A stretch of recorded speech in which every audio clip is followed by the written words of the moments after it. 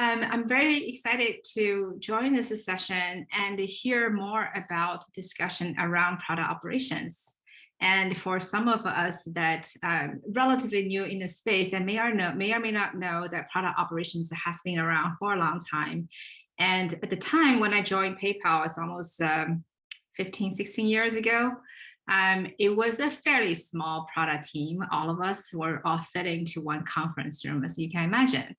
And the first week when I started, there was a big binder on my desk called the Country Launch Playbook.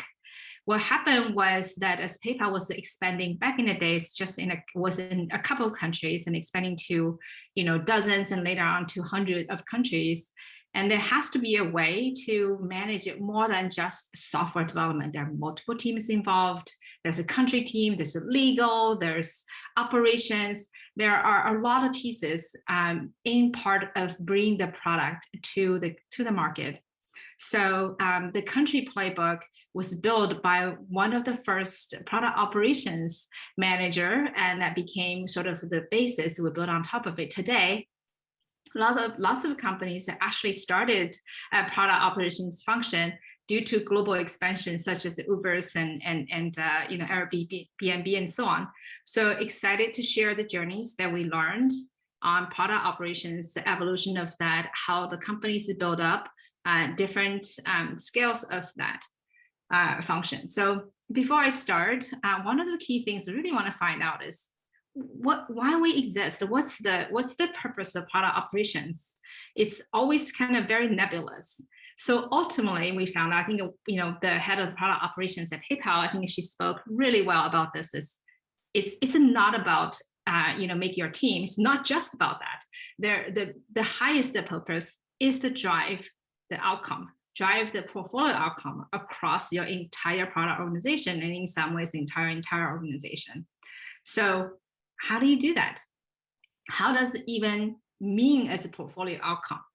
So a couple of things I realized after building and establishing product operations or similar roles in various teams and various sizes, we found out there are a couple of elements of driving portfolio outcome, and they are here around the team. Enable the team, make them efficient, make them successful, and many of us think about the product operations starting from there.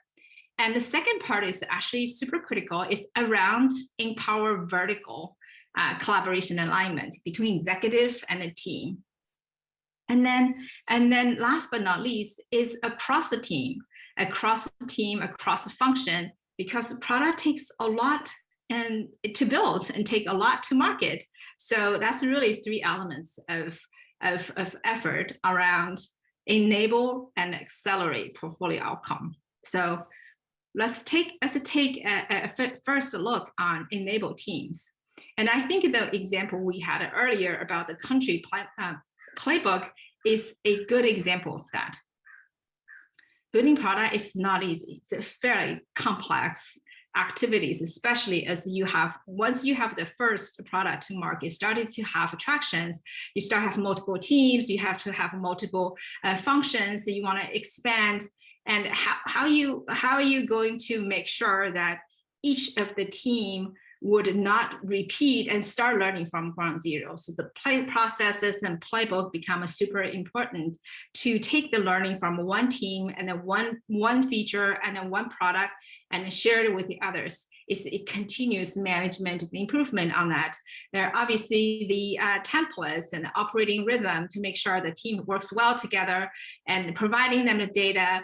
And then as the company goes broader, we would also include additional programs and the focuses enable the team to have the customer insight, have the data, to have ability to talk to users and so on. So many of the product ops professionals today are fairly familiar with the enabling the team, and quite often product ops, when I speak to them, and then when I started also, I feel like, hey, my teams are my customer. I want to make sure they are successful. I want to make sure I serve their needs. This is a great starting point, but sometimes you realize your team cannot be successful when they are missing another ingredient or elements, which is the connection of top-down alignment and the bottoms-up innovation. What does that mean? So using an example, when I joined BigCommerce, which just recently IPO'd this year and multi-billion-dollar unicorn, when I joined them, it was fairly, it's just starting to scale up and build the first office in San Francisco to have product engineering team here. The original teams working very hard, and they, you have Scrum teams, every product manager working on different journey for the product. And, they made a lot of progress, but the progress stopped. The progress stopped because there are a lot of different opinions on where to go next. Should we go up market? Should we go freemium to down market? Should we have a partnership? Every one of executives has their own views on how to take the company to the next level. So as the person running both the product strategy and operations, one of the key things is for me to observe that we had this different viewpoints, and how are we gonna go align the team if everyone has different perspective? I want to go to product team with a different view. So one of the things that I did was to set out a strategic alignment process. So we held the sort of a workshop with different functional leaders and have a little bit of a strategic poker, if you will. And we decided, everyone think about where, for us to achieve certain growth, what should we focus on? What it turned out to be that every function has a different opinions. So we spent quite a bit of time and a little bit of painful discussion on where we should align. So we decided that we will focus on existing base and we'll try out a new opportunity called the mid-price. It's not huge enterprise, but middle size of the enterprise. And that became a North Star, help us to drive our direction of our product roadmaps, so that we started with 80% of allocation for core and then have 20% of investment on the new areas of product. As the time goes on, we evaluated on the progress and the goals on the new business, and then shift more and more our resources and our focuses into the new area mid-price, and the rest of the history. Company went IPO, is doing really well, and they really take over the part of the market segments. The key thing I would say in here, the learning is that in addition to enable the teams and providing the alignment from an executive team on strategy to the team, and as well as having team come out with the solutions, solving this, achieve the strategic goals, are super essential to taking the company from, just starting to scaling to really the next level, to broader and really drive efficiency and effectiveness of achieving results. And that's really how we talk about the empower vertically around the product ops focus across the strategic alignment. That's one of the painful things to do, and then make sure the teams OKRs, OKRs more than just business outcome. Really is how we achieve the goals by aligning that and providing the allocations between teams over time, so that we can prioritize with the context of changing and shifting business needs and product focuses, so that we can actually use what is the current product to market and the outcome it influences to help decide on next iteration, really help the team to drive the cohesiveness in terms of our focus towards the portfolio outcome. So we talk about team alignment, we talk about the team collaboration, we talk about team alignment. Now, what else is out there? So a very common theme about product operations is to be able to connect horizontally. Product managers tend to be working on their own areas, and what about the others? So one of the example is Neem. So Neem is actually a fast-growing payment unicorn. It is one of the customers of Dragonboat, and very excited to share that from on the time they're on our platform over the short period of time, in less than 2 years, we saw them from a scaling fast-growing startup into a unicorn.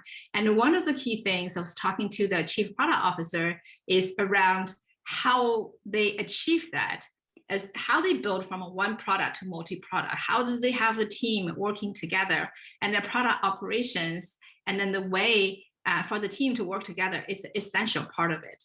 So what does that mean? As the team grow, as the product scale, there's something inevitable, which is dependencies. There are a lot of teams trying to organize their team structure to try to avoid dependencies. That may or may not be best or an only solution. Sure, you can try to package your team in the ways that are more work within themselves. But let's face it, that if you're trying to make your product more service-oriented, you want to have your product having a more scalable infrastructure like Mean did, from a one product into multi-product, there will be component be shared.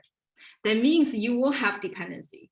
So the effective way to manage that is really to, instead of looking at cutting your portfolio into verticals and everyone has a slice, that means that sometimes some areas are not used as much as the others. You're actually looking at it holistically to understand, here are our goals. How do we achieve these goals? How do we manage dependencies so that you can make effective roadmap trade-offs, so that you can manage dependencies effectively, so your team won't be churning? Then it will help you to drive the product launches and the product focuses as they evolve. The other part about orchestrating cross-functional team across teams and more than just across product, a lot of product operations are also taking on working with the stakeholders, and going back sort of the country launch example, and it happens a lot for all the other area, is that building product is the middle, but there's a part taking the product to market. There's a part of taking customer feedback into it. So driving that alignment and the collaboration is essential. And frankly, nobody else's role, right? It's the only operations role to really help that cross-team, cross-functional collaboration, cross-team, cross-functional alignment, both in terms of what we do as well as why we do, how we do, and dependencies into one place. So with that, we kind of go through a couple of spaces and, think about product operations. The concept is really, and then the purpose or mission about product operations is to drive and accelerate portfolio outcome. And this really take into a couple of elements of it. The enable teams to drive team efficiency, so your team can have the resources, the need, and the foundation to be able to achieve what they need to do. The second part is really the vertical alignment to make sure your executives and your teams working well together, and the cross-team collaboration. They are all three pillars. They're not sequential. You actually need all three of them at once. And finally is the foundation is enabling everything. If you don't have an outcome-driven culture, it would just be feature factory or to-do and list and project-driven. It's going to be very hard to drive portfolio outcome. If you're not responsive, you kind of have things all over the place. It will be also very challenging to tie things together, both across teams and organizational functions, as well as different function working together. So you can almost think about it that if the product is a house, that you need the pillars coming together, and so that you can actually have a pillar coming together on top of strong foundation, so that you can accelerate portfolio outcome. So I know I kind of covered a lot of a topic very quickly. So before I go too much deeper onto each of the areas, I want to just take a pause to say, hey, if I am new to a company, just start building out product operations, where should I focus? Where should I get started? And then when we go to the next level, how does it mean? How do we evolve? Because I think if half of the team wants to know how we grow and scale product operations, and how some part of the members want to know where we get started. So I want to just talk a little bit about where we get started. And some of the observations I want to share through working both personally as well as working with tons of teams when they first thinking about building product operations is that quite often they are focusing one pillar for a very extended depth. And some of the other pillars are not quite being looked at. So I hope this sort of the roadmap to success will provide a little bit of context on the different level of product operations maturity or outcome-focused product organizations maturity really should cut across all three pillars. The first pillar is around the enabling the team, building a foundation for the team. It may sound not exciting, but if your teams, multiple teams, have different process and terminologies and different cadences in terms of connecting longer term to mid-term to near term, it's going to be very challenging for your stakeholders to even know where everything is. We definitely have run into scenarios where products in the market, your customer success team didn't know it. It was supposed to be in the pilot, and then people thought it was in general availability. There's a lot of terminology and a phase definition that wasn't on top of the mind for the startup companies when you start to have a few teams. When you start to have a 4, 5, 6, 10 teams, it became challenging if you don't have a standard terminology across your internal team, as well as across your stakeholder teams. So defining the terminology of the different phases of your product, where they are, and what are the key activity happens, and make it really clear for across your teams, across your stakeholders, and across your your leaderships as well. So defining a foundation on how we work together, how we communicate, how the interaction happens is really critical. Now, I know a lot of times that people quickly move up to do feedback, reviews, and data, and they really haven't thought about how we're going to connect our strategies together. And then the path of connecting strategies together, I'm putting OKR here. It doesn't have to be OKR, it could be V2 MOM, could be other ways of your goal system. The middle part of connecting your goal system with product initiatives is actually fairly critical. Sometimes team let it run on its own. So what this means, we could have a different topic around it, which is sort of like something we call a strategic planning. What that means is that when you have a business goal doesn't just translate into tasks. There's a whole part of business goals translating to product strategy. Product strategy then will help the rest of the product teams on how I prioritize how I work with each other. So that's something quite often you can hear things like strategic context. That's really what it is. The product operations would have to focus on working with your product executives and cross-functional executives to define what is our strategy, our approach to achieve the business goals. And that will provide a context for your team to be successful. And then the third part of that is stakeholder management, really is to provide visibility as the most basic foundation. Not the most exciting part, but imagine in today's world, building product is not something you put it on the side. Product is the core part of your business.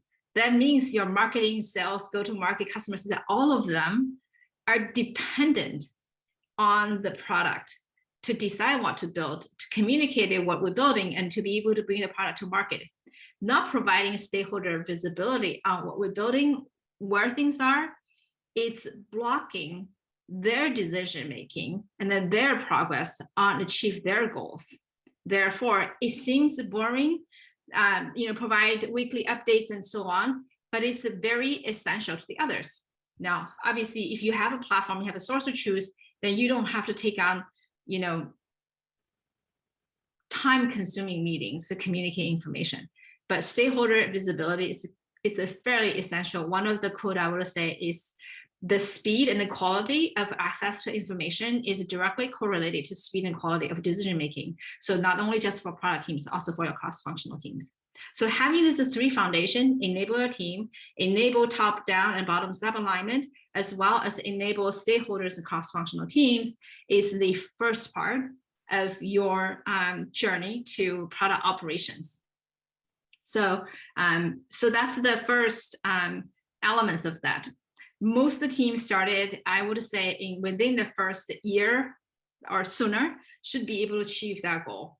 The second part of the product operations roadmap to success is hoping growing. Now, when I say growing here, it doesn't mean growing in size, more of saying grow in your organization's capability to deliver and accelerate portfolio outcome. And in this phase, you are looking at some of the blockers of your product team's decision making. For example, in here, the first part of enable team is around the data and the inputs and the customer interactions, because you have the foundation to be able to deliver and prioritize and have the foundation to connect them to initiatives and so on. So when I say data here, there are multiple elements, again, depending on your teams and your company's structure. If you have a dedicated data team, obviously it's very much around how you get the data, how you make it efficient, how you have a good data definition, so that when we say a metric across different teams, we actually mean the same thing. Quite often it's coming through that the data definition is different by team. So we're looking at the apples and orange on the same deck or dashboard, which is very challenging. The second part of that I highlight here in the VOC programs, which you hear quite often, the feedbacks and requests and so on. Now, it's definitely a big part of building product, having customer feedback, essential, being able to learn it. Product operations quite often get involved in a couple of ways in this space. For example, you could set up a structure so that we know how things come in and how decisions are made and how things communicate out. Or you could have a structure such that even some of the product ops run a POC programs interacting with the internal stakeholders as well as external customers. So it's definitely something where you can evaluate and figure out the best way to do. Now, one caveat I will have here is that there's something around enabling versus there's something around doing. When the company grew really large, you could have people doing this part of the work and having product manager consume the outcome. When the company is not huge, quite often adding another level, a layer in the middle to do the doing and then do a handoff transition may not be as effective because there's loss in translation. So just take that as a grain of salt and evaluate how much of your focus around data and the customer VOC is what you do versus you have a structure so that your team can directly access to the data and information. We're always trying to enable a team less than do it for the team. The second part around the second pillar in the growing maturity level of product operations role is around responsive allocation and trade-off. And this is one of the most impactful product operations contribution to the product organization, because product teams are typically focused on their own areas. The chances are the organizational needs and the customer business needs evolves. So imagine for this for a second. If you have a investment portfolio, retirement portfolio, you will have some allocation to different things. As the market change, you will rebalance and to say we're going to invest more in, in certain areas versus the others, the stock and bonds. So the market changes will affect how you allocate. And also as the time of your life journey goes on, you also change how much you're going to invest, taking more risk or putting, more to, for less risk. Same thing for your product, right? So what is very interesting, what I, that some of the team may or may not recognize is that the allocation on the product team quite often does not change. So there are 5 product teams, each one focus on something. And the next month, next quarter, still 5 product teams, they're focusing on something.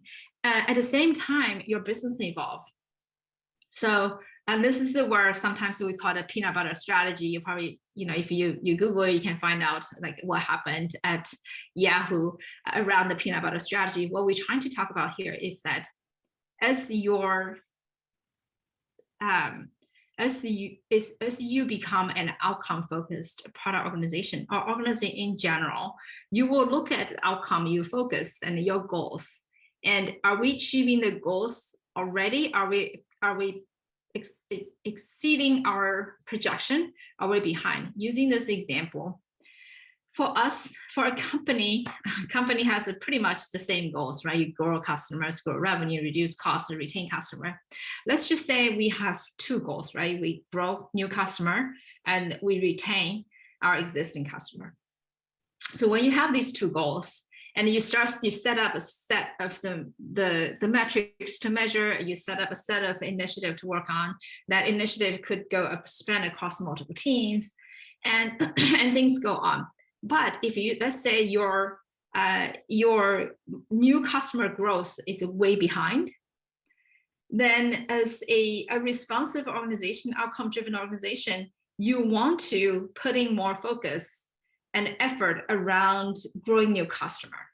And this is where responsive allocation coming through. Instead of saying two teams working on this, two teams working on the other, you could say, hey, what are the things that we can collectively do to support us to grow our new customer base faster?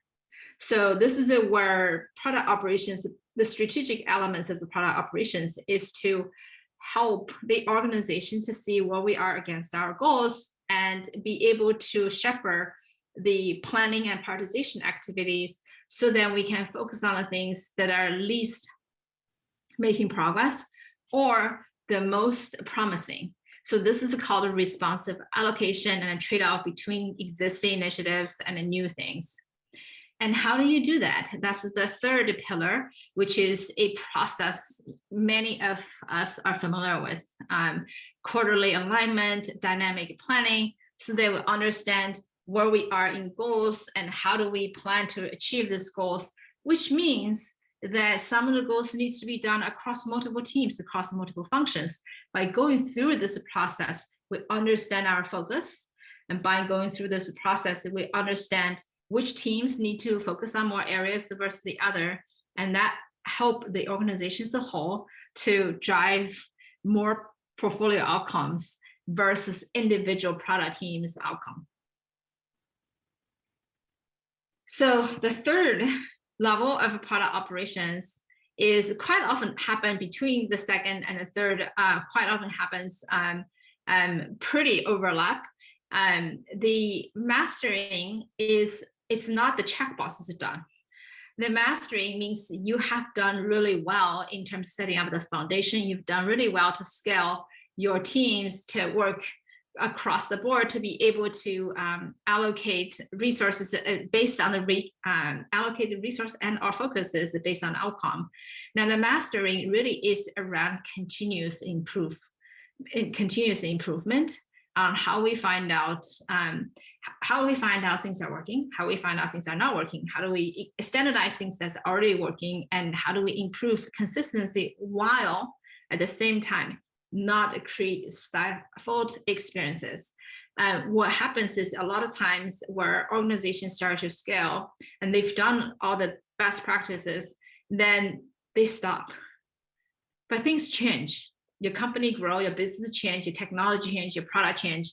Not improving and then reevaluating where things are is like having a process debt. Just like we talk about tech debt, we have a process debt. So your template, your cadences all may need to be adjusted.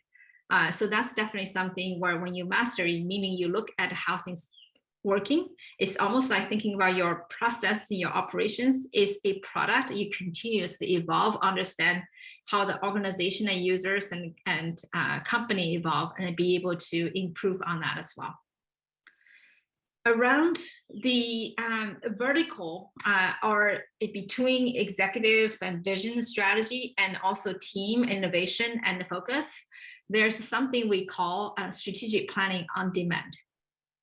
Well, a lot of times the people don't even participate in strategic planning, which obviously we're not moving the right direction if the company does not have a good way to communicate your strategy and vision to the team's focus. But strategic planning can be very expensive.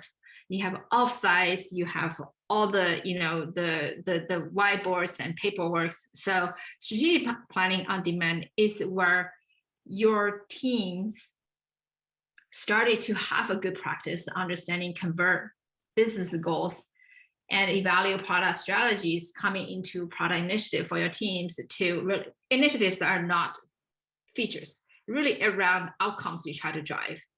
And you already started practice on how we adjust our focus across all our teams to do portfolio trade-off. And that's where something strategic planning on demand already start happening. So on the mastering phase, it's not so much around what you do, it's around how you do it, how you can use the tools and platforms and efficient cadences so that the cost of strategic planning would go way down. So your teams can perform them a lot faster to understand where we're delivering to the goals or we're behind our goals, what kind of things we can evaluate and perform, how we can change our focus as an entire organization so we can move towards that direction. So in terms of cross-team, the cross-team collaboration, the cross-team alignment on the third pillar at the mastering phase, it's really around orchestrate launch. And you will ask, say, hey, I already do this in the very beginning. Yes, you may, but this is a lot more involved in terms of not only just around different functional, different team, different program. It's look at how our entire portfolio working together in understanding what's coming out, what the metrics are moving, how the metrics are indicated and related to the features that we're working on, so that we can understand what needles are moved by what product changes, and that can be a feedback system used for your alignment, for your planning, and then for your next phase of a focus. So think about that. Your product organization is a living organism and working in the moving environment. So product operations would, the focus really is to help the team to best navigate the changes internally, externally, and having a responsive approach, looking holistically across your product and portfolio, and enable your individual product teams, the product teams and executive teams, and as well as the product teams between each other and cross team in different phases, really holding the organization towards the direction that's the best in navigating the changing environment. So that's pretty much it. We talk about a couple of the focus areas, some additional resources here. And, I, as the founder of Dragonboat, the challenge I experienced both in my personal experience, leading, building product organizations, as well as working with our customers, recognize that all product teams, successful product teams, are outcome focused. And there's a way to enable them to be successful. So I would look forward to hear more from you and be able to speak to you more around your challenges, your needs, and your insights on best to build and scale product operations. Thank you so much, Becky. You just covered so much great content there. Really appreciate how you were able to break down not only what's important for product operations, but also where to start and where to kind of fit yourself in the overall roadmap. So we're getting a number of questions in. Please continue to submit your questions as well. I will just kick it off. So Nick asked, in a rapidly scaling product org, where do you recommend leadership start with implementing and scaling product ops? It's a good question. And I'm glad this is actually being discussed at all. In a rapid scaling startups, that you typically face three challenges. One is the product itself. Chances are you already have a product that's already in the market, and you already have users. And as the product hit the first product market fit, you're immediately facing the trade-offs and balance the competing needs of existing customer, new customer. And it's also the time to start thinking about what's next, because that takes time. So the challenging on deciding on different product focuses is definitely one top of mind for product leaders. The second part of that is around the product teams. How should the product team work together? How are they going to get interactions and dependencies and the structures and all that in place? And third one is how do I even keep everyone on the same page? To think about it, that the product alignment, which is in the middle, think about the teams, how teams should work together, how cross-functional getting involved, visibility. That's like a completely 3 pillars of product operations. That's right here. So what does it mean in terms of how you are going to focus on this? I would say start to hire product operations is very essential. It is a role right now, it's very in demand today. And a lot of times the people don't quite sure what product operations do, then they will hire someone just diving one of the pillars. So my recommendation, a couple of things. Number one, I think this is a good material to think about. You should always think about different elements of product operations and then have whomever starting to look at all these areas. Secondly, that some of the, think about maybe you don't have product operations present right away. And what do? I can't wait until that's coming, right? So the good news is it's not rocket science. Someone can take a little bit of their bandwidth and then start to implement some of the basic stuff and don't have to brute force it. If you can use the tool, you should. And I highly recommend it. If you use the tool, it solves half the problem. So I would say having a right thought framework to make sure we cover the foundations of your rapid scaling product operations. And 2 is having someone, like, is it better to spend maybe 10-20% of your bandwidth to do it now than waiting? Because the cost of waiting is tremendous to your organization, because product operations is a highly leveraged role, means one person is impacting 10, 20, 30 people. So such a high leverage ratio. And if you wait, you have a much bigger impact. Maybe you don't even see it. There's a lot more downstream impact. And thirdly is you shouldn't do it with spreadsheets or whatever, try to figure something out. Nobody gonna go learn Agile to start with the sticker notes, right? We know there are tools to make it work, and you go with it, and it will just guide you through the process. So that's what I will recommend, is to start now, even if it's just a part-time, and start thinking about all 3 elements and then choose the right tool that would facilitate the process. That started to answer a follow-up question from Nick around what tools, templates, and documents do you recommend using across each pillar and level of product operations? Right. So the way you think about product organization it's very interesting. You can think about product like, if you think about it as a coin, there's the execution and delivery side of things, and there's the other side of, you can just in general call it product portfolio management. If you should obviously today have a delivery side of the things, right? Jira's and Azure DevOps or whatnot, because that tool is around executing well. Have lots of things going through and having velocity, understanding, and good. There's another set of tool really important for you to say, what are the things that we could do? What does it mean? There's a lot of fuzzy part of the things here, and a responsive product portfolio tool is very essential. Meaning you can't just say, oh, I have a roadmap that gives me the Gantt chart. Roadmap is way more than Gantt chart. I cannot have just an OKR tool that says goals and tasks. There's a big part in the middle missing. And I cannot just have something like my team want to use, XYZ. Things need to come in together into one place. That's why a product portfolio tool in a fast scaling company means you have multiple teams, competing goals and competing needs. And that's what is needed. Obviously, Dragonboat is the purpose built for responsive product portfolio management. A tool like that will enable you to pull all the moving pieces together, from the feedback and reviews to best practice, PDLC process cadences, connecting OKRs and across team visibility as well. Great. And then because you mentioned the engineering side, we have another question here around how does product operations engage effectively with engineering partners? Right. This is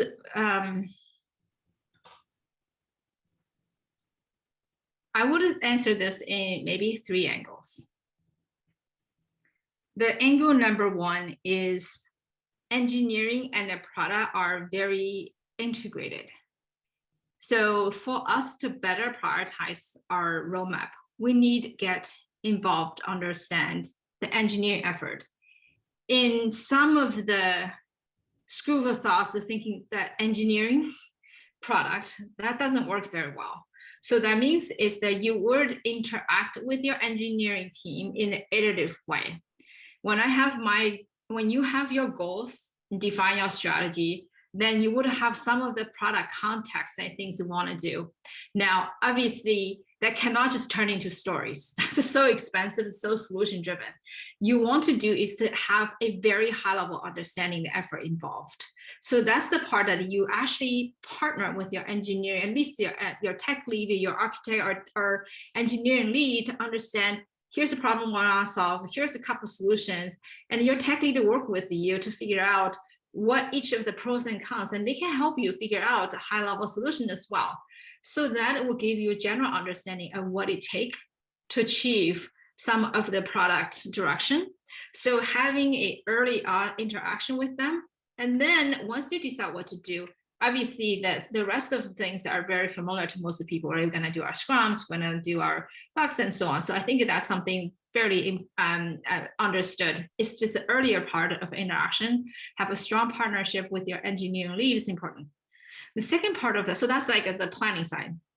The second part is the end-to-end customer and the product experience. If we have lots of bugs, no good.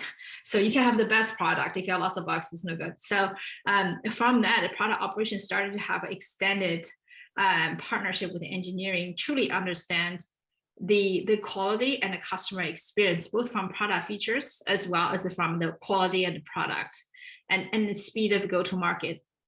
The third part, I think, is that quote-unquote tech debt. It's something very interesting where you hear product team to say, here's the product roadmap, but how do I get tech debt onto the product roadmap? How do I get tech into the roadmap?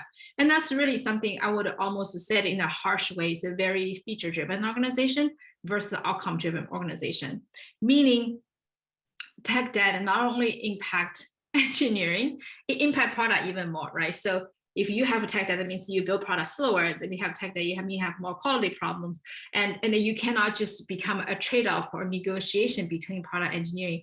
Really, you say, here's our customer needs, and how do we most effectively deliver value to our customer and at the quality they accept.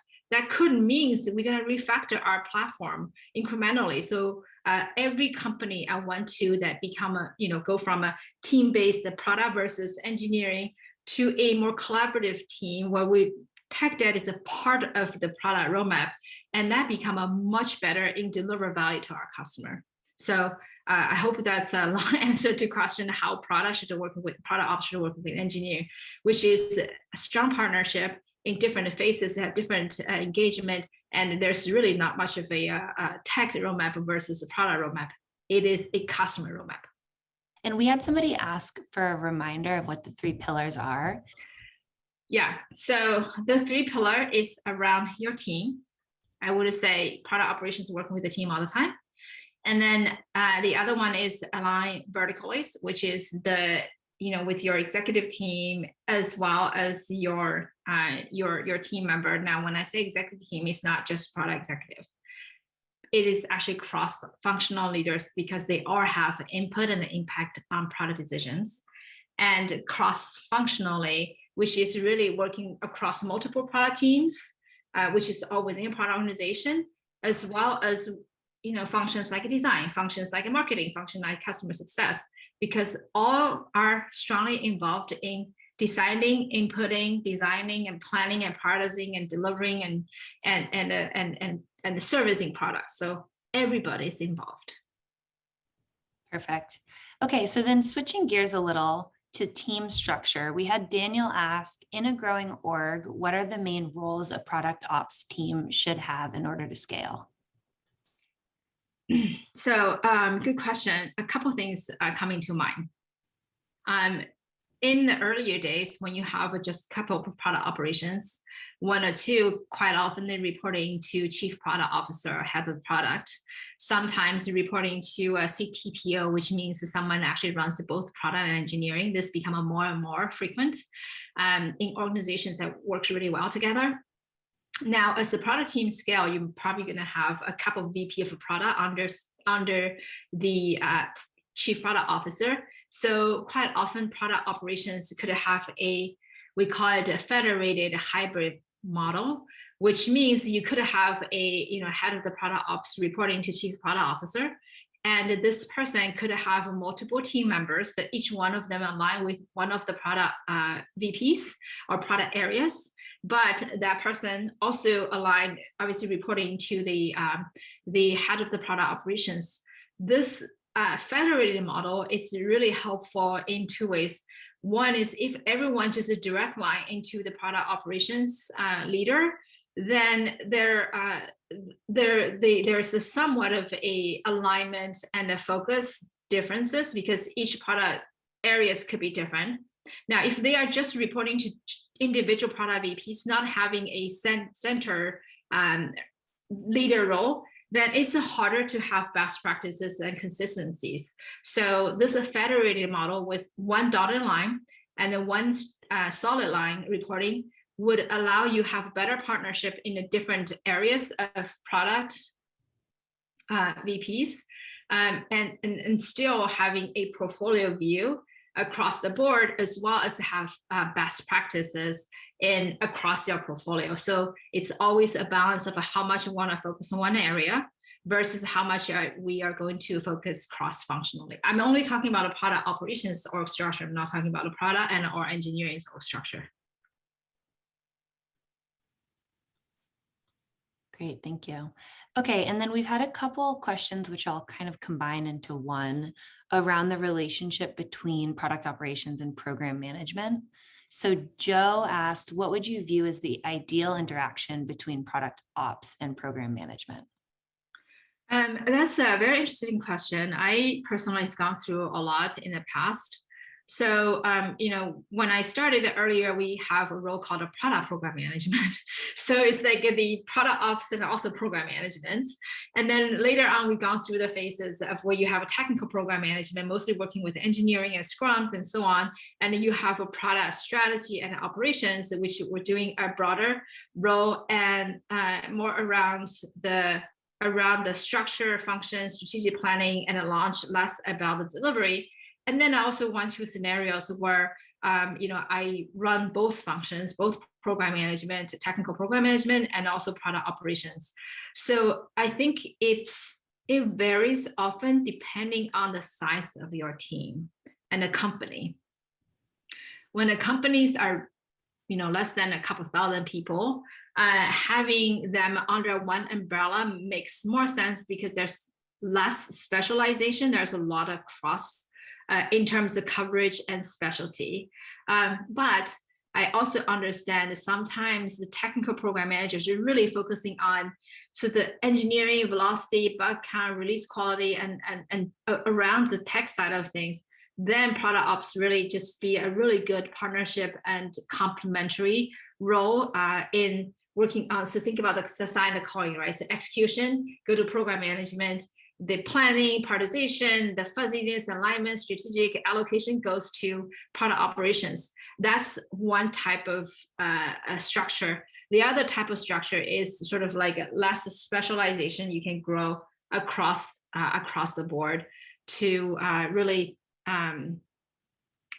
go from the very beginning of the strategic alignment to the initiatives to the execution.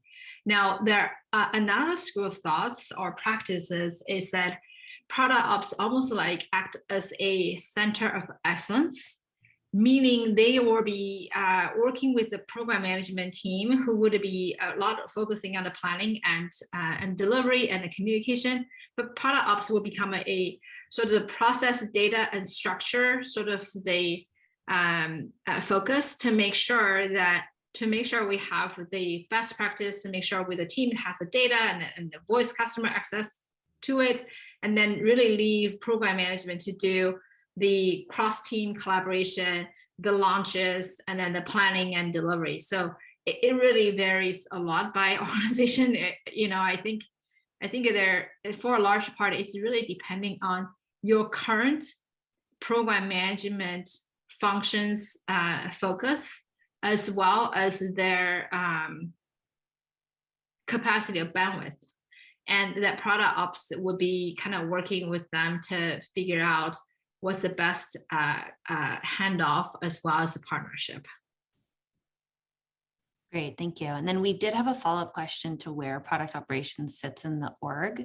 So have you seen product operations teams reporting into operations, and what are your thoughts on that structure? I think that some of the team, not very common, some of them did have that kind of structure in a way that operations is, I mean, the role operations can be defined very broadly. So some of the operations actually focusing on like strategic operations. Are they focusing on business operations? It has things to do with the data and the launches and the strategic planning. And then product ops reporting to that function seems to make sense, especially if they have program managers does the delivery and a more of like defined role and working with engineering more closely.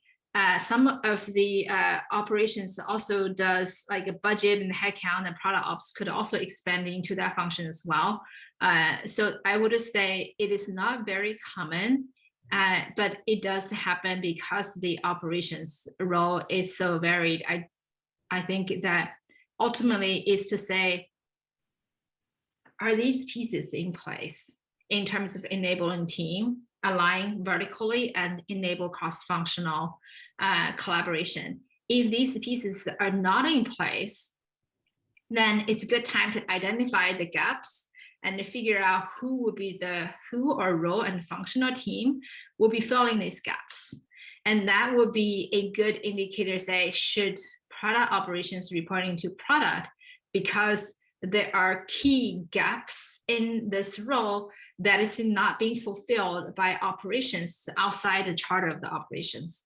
Or if you already have a program management, does this function, and product operations are more focusing on the strategic planning, orchestral launch, and getting data, getting VOC, then it may make sense to be part of the operations. So it really depend on the gaps, who's filling the gaps, and then where's the best to fill those gaps. Thank you, Becky. And then we've got time for a couple more questions. So we had one come in around Dragonboat. Somebody asked, is there a prioritization framework built into Dragonboat?